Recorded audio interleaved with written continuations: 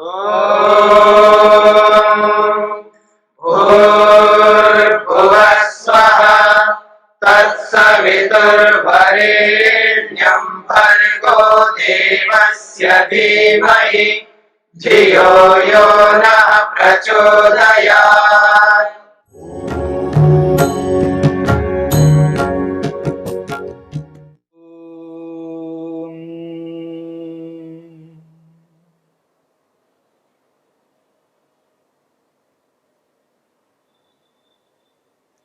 वृत्तियों की चर्चा में निद्रा वृत्ति को लेकर के हमने बहुत सारी बातें सुनी। यह स्पष्ट हुआ है निद्रा एक वृत्ति है और वृत्ति ज्ञानात्मक है, इसलिए नींद में व्यक्ति को अनुभूति होती है।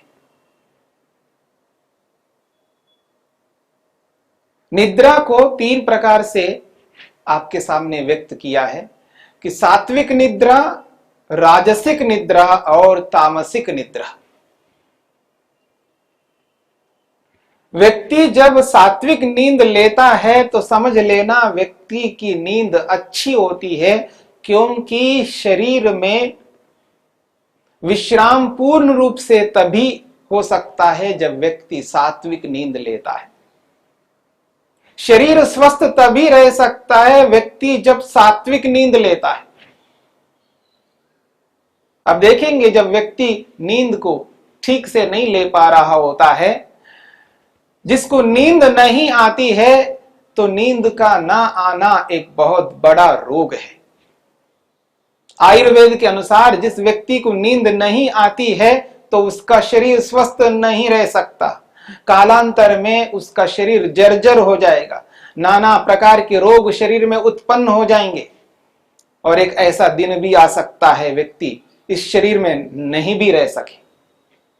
इसलिए नींद का आना आवश्यक है, पर वो नींद कैसा हो, किस प्रकार की नींद हो, तो कहा जाता है सात्विक नींद हो। सात्विक नींद का अभिप्राय है जब व्यक्ति सो करके उठता है तो उठ करके ये बोले कि मैं सुखपूर्वक सोया। वही नींद सात्विक नींद कहलाती है। लेकिन जब व्यक्ति उठ करके ये कहता है कि मैं दुखपूर्वक सोया, तो समझ लेना है वो नींद सात्विक नहीं है, वो राजसिक नींद है। जिस नींद में रजोगुण की स्थिति आती है, रजोगुण उभरा हुआ होता है, तमोगुण के साथ साथ जब रजोगुण उभरा हुआ रहता है, इसलिए व्यक्ति दुखी हो रहा होता है नींद में, क्योंकि रजोगुण का काम है दुख देना और सत्वगुण का काम है सुख देना। और जब व्यक्ति सात्विक नींद भी नहीं ले रहा होता है, राजसिक नींद भी नहीं ले रहा होता है, तो समझ लेना उसकी जो नींद हो रही है वो मूढ़ता से युक्त नींद हो रही है, तामसिक नींद है। उसमें केवल तमोगुण की मुख्यता है, न सत्वगुण उभरा हुआ है और न रजोगुण उभरा हुआ है। इसलिए मूढ़ होकर के सोता है। मूढ़ता में व्यक्ति को एहसास भी नहीं होता है, मूढ़ता में मूढ़ता का ही एहसास होता है। बेखबर हो रहा है व्यक्ति, उसको पता ही नहीं लग रहा है।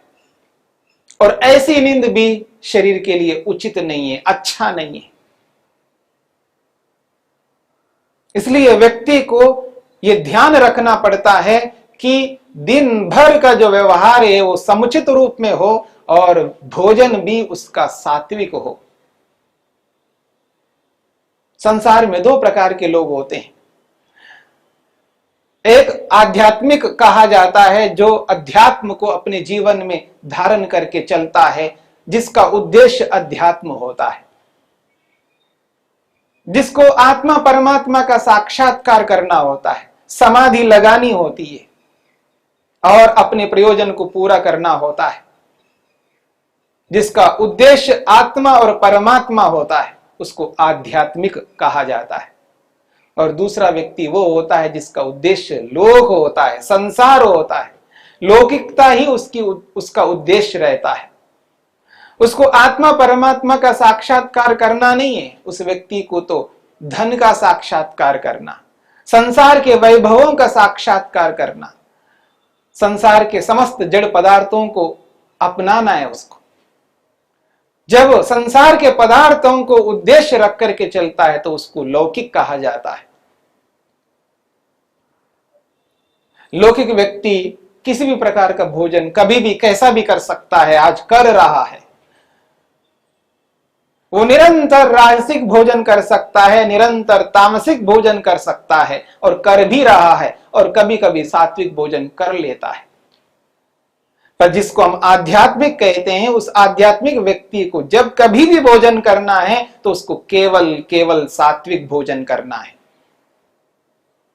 हाँ, उसको लगता है तो कभी तामसिक भोजन करना पड़ता है, ना चाहते हुए भी करना पड़ता है। राजसिक भोजन कभी करना पड़ता है तो ना चाहते हुए करना पड़ता है। कभी यात्रा में जा रहा है, लंबी यात्रा में जा रहा है, तो एक बार भोजन बना करके चलता है, उसको एक दिन 2 दिन तक खाता है। जब 2 दिन का भोजन खा रहा होता है, कल के भोजन को आज खा रहा होता है, तो वो तामसिक भोजन बन जाता है। वो मजबूरी है उसकी। तो कभी कभी वो तामसिक राजसिक भोजन कर बैठता है। वहां कोई विकल्प नहीं है उसके पास में। ऐसी परिस्थिति आती है तो चल सकता है, लेकिन जहां ऐसी परिस्थिति नहीं आ रही है, जहां व्यक्ति जमीन में है, यात्रा में, किसी ट्रेन में, किसी प्लेन में नहीं है, ऐसी स्थिति में व्यक्ति को जब कभी भी भोजन करना है तो उसको सात्विक भोजन करना है, क्योंकि वो व्यक्ति अपने आप को आध्यात्मिक कहता है। तो आध्यात्मिक व्यक्ति को सात्विक भोजन ही करना होता है। तो प्रातःकाल उठने से लेकर के रात्रि में सोने तक उसका जो व्यवहार है वो अध्यात्म के अनुरूप होना चाहिए, वो लौकिक के अनुरूप नहीं होना चाहिए, क्योंकि लौकिकता अलग है और आध्यात्मिकता अलग है, दोनों अलग अलग है। ऐसी स्थिति में व्यक्ति जब अपने आप को आध्यात्मिक कह रहा है तो उसका संपूर्ण व्यवहार अध्यात्म के अनुरूप होना चाहिए, उसके लक्ष्य के अनुरूप होना चाहिए। आत्मा परमात्मा का साक्षात्कार करना ही उसका लक्ष्य है, समाधि लगाना ही उसका लक्ष्य है। तो ऐसी स्थिति में जब व्यक्ति चले तो उस स्थिति में व्यक्ति को यह ध्यान रखना पड़ता है उसका भोजन योग के अनुरूप हो, उसका भोजन समाधि के अनुरूप हो, उसका भोजन उसके लक्ष्य के अनुरूप हो, सात्विक भोजन हो। जब व्यक्ति सात्विक भोजन करता है, हल्का भोजन करता है, तो उसका शरीर उचित रूप से रहता है, स्वस्थ रहता है, रोग युक्त नहीं रहता है। स्वस्थ शरीर में जब व्यक्ति समस्त कार्यों को कर रहा होता है तो व्यक्ति को प्रसन्नता मिलती है, शांति मिलती है। जब रात आ जाती है तो जब व्यक्ति रात्रि में सोने लगता है तो वो दिन भर के कार्यों को अपने सामने लाता है, तो उसको कोई चिंता नहीं होती है, कोई टेंशन में नहीं आता है, घबराता नहीं व्यक्ति। याद रखना, डिप्रेशन में नहीं जाता व्यक्ति, ना टेंशन है ना डिप्रेशन है, प्रसन्नता है। प्रसन्न होकर के अपने समस्त कार्यों को एक बार अपने सामने लाता है और परमपिता परमात्मा को धन्यवाद करता है। परमेश्वर, आपके कारण से, आपके दिए हुए साधनों के कारण से आज के दिन मैंने जितने कार्यों को किया वो आपके कारण से किया। इन समस्त कार्यों को मैं आपको समर्पित करता हूं प्रभु, अब मैं सोने जा रहा हूं। तो जब इस प्रकार व्यक्ति परमेश्वर को अपने समस्त कार्यों को अर्पित करता है तो उसका मन हल्का होता है, कुछ भी नहीं छिपाता है व्यक्ति, क्योंकि उसे पता है ईश्वर सर्वव्यापक है, सर्वशक्तिमान है, न्यायकारी है, सर्वज्ञ है। सर्वज्ञ परमात्मा को, सर्वशक्तिमान परमात्मा को, न्यायकारी परमात्मा को जब अनुभव करता हुआ समस्त कार्यों को ईश्वर को समर्पित करके संकल्प लेता है कि प्रभु अब मैं सोने जा रहा हूं। जागृत अवस्था में मैं अपने आप का ध्यान रखता था, लेकिन परमेश्वर सोते वक्त मैं ध्यान नहीं रख पाता, मेरे को यह बोध नहीं रहता मैं जागृत अवस्था में नहीं रहूंगा, न स्वप्न अवस्था में रहूंगा, मैं निद्रा की स्थिति में रहूंगा। प्रभु आप ध्यान रखना, मेरा श्वास प्रश्वास निरंतर चलता रहे। ऐसा संकल्प करता हुआ जब व्यक्ति शैया में लेट जाता है और लेटते उसको नींद आ जाती है, और वो जो नींद होती है वो सात्विक नींद होती है। सुकून से व्यक्ति सो रहा होता है और सुख लेता हुआ सो रहा होता है। वही व्यक्ति जब प्रातःकाल उठ करके बोलता है, मैं सुखपूर्वक सोया, मेरा मन प्रसन्न है और मेरी बुद्धि निर्मल बन रही है। ऐसी नींद व्यक्ति को लेनी चाहिए जिससे शरीर स्वस्थ रहेगा और उसका योग अभ्यास भी उचित रूप से चलता रहेगा। और इसलिए इस नींद को वृत्ति माना है, ज्ञानात्मक वृत्ति है नींद। पांचों वृत्तियों में निद्रा को भी एक वृत्ति स्वीकार किया है। महर्षि वेदव्यास कहते हैं, यदि व्यक्ति सोते समय अनुभूति नहीं करता तो जागने पर व्यक्ति को वो स्मृति नहीं आनी चाहिए, क्योंकि सोते वक्त जो व्यक्ति अनुभव कर रहा होता है उसकी स्मृति बन रही होती है, उसके संस्कार पड़ रहे होते हैं। जैसे जागृत अवस्था में जिस किसी वस्तु को देख रहा होता है तो उसके संस्कार मन में पड़ते हैं, फिर उसकी स्मृति उठाता है, अन्य समय में उस स्मृति के आधार पर उसके बारे में विचार करता है। ठीक इसी प्रकार से सोते वक्त भी जो जो अनुभूति हो रही होती है उस अनुभूति की स्मृति बन रही होती है, उसके संस्कार बन रहे होते हैं। उसी स्मृति के आधार पर जब व्यक्ति उठता है तो बोलता है कि मैं सुखपूर्वक सोया। इससे यह सिद्ध होता है कि नींद वृत्ति स्वरूप है, प्रत्यय विशेष कहा।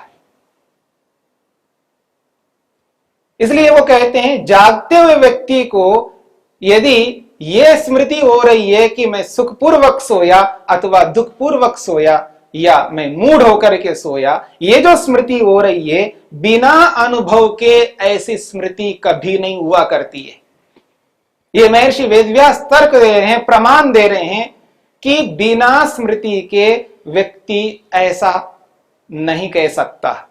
यदि स्मृति हो रही है इसका मतलब है अनुभव हुआ है, अनुभव के आधार पर ही स्मृति हुआ करती है। उस स्मृति को ही बोल रहा होता है कि ऐसा ऐसा हुआ है।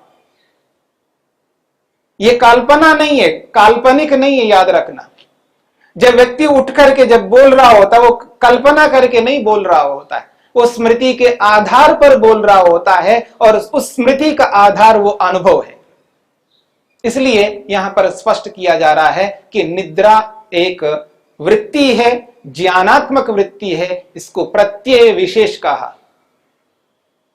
असति प्रत्ययानुभवे, महर्षि वेदव्यास कहते हैं, प्रत्यय के अनुभव के ना होने पर यानी ज्ञान के ना होने पर यह कैसे कह सकता है कि मैं सुखपूर्वक सोया दुखपूर्वक सोया।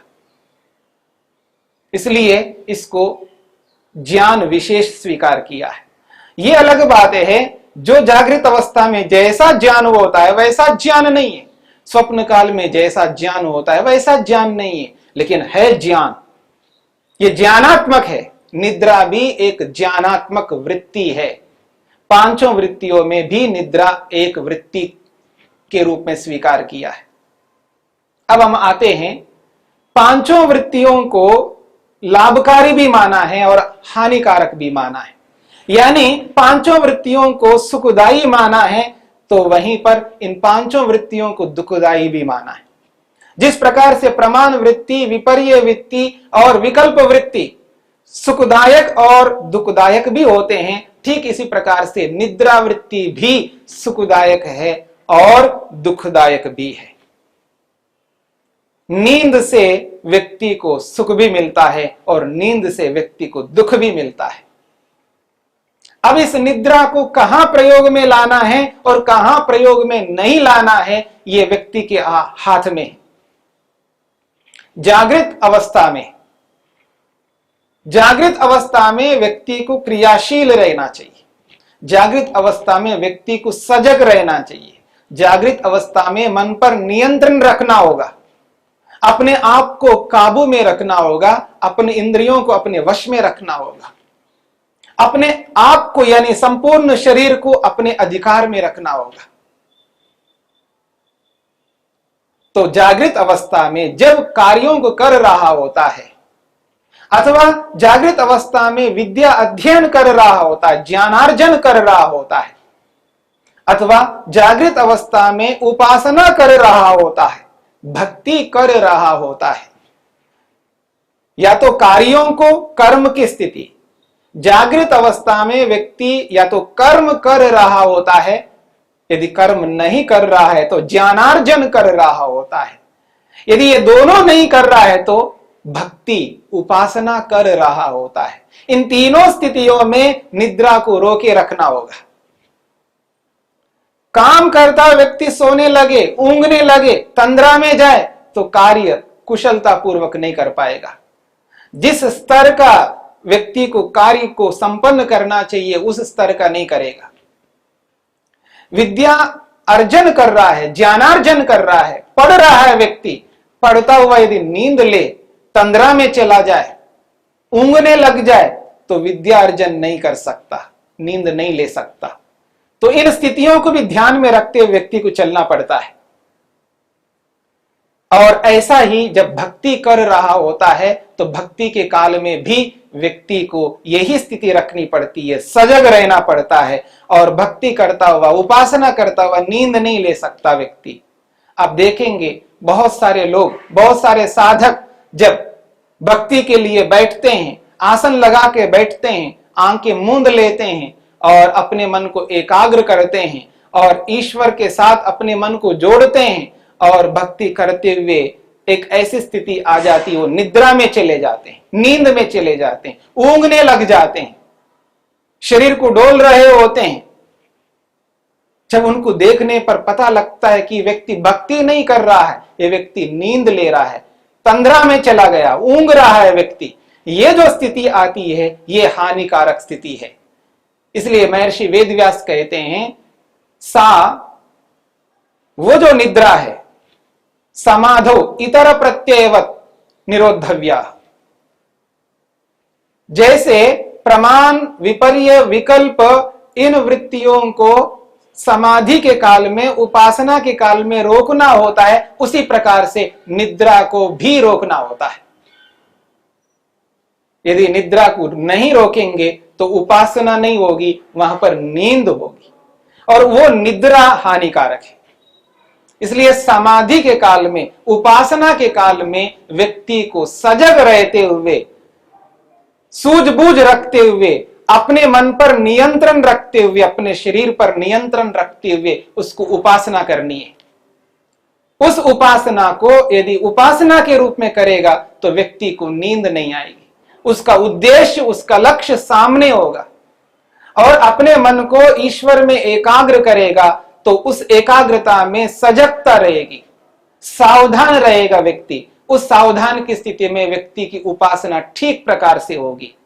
तो निद्रा जहां पर दुखदाई है वहां पर सुखदाई है। व्यवहार काल में अथवा रात्रि के सोते वक्त निद्रा को निद्रा के रूप में लेना वहां पर सुखदाई है, लेकिन उपासना काल में निद्रा को नहीं लेना। अगर उपासना के काल में नींद ले रहे होंगे तो वही दुखदाई बन जाएगी। निद्रा उपासना के काल में दुखदाई है और व्यवहार काल के लिए सुखदाई है। इतनी बात हमको समझनी चाहिए।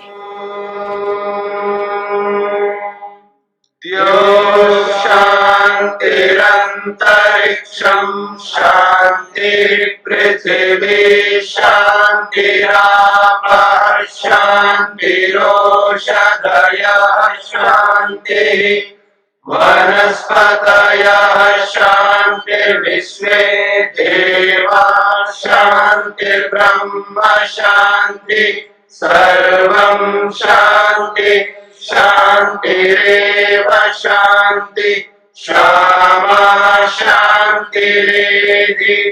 ओम शांति शांति शांति।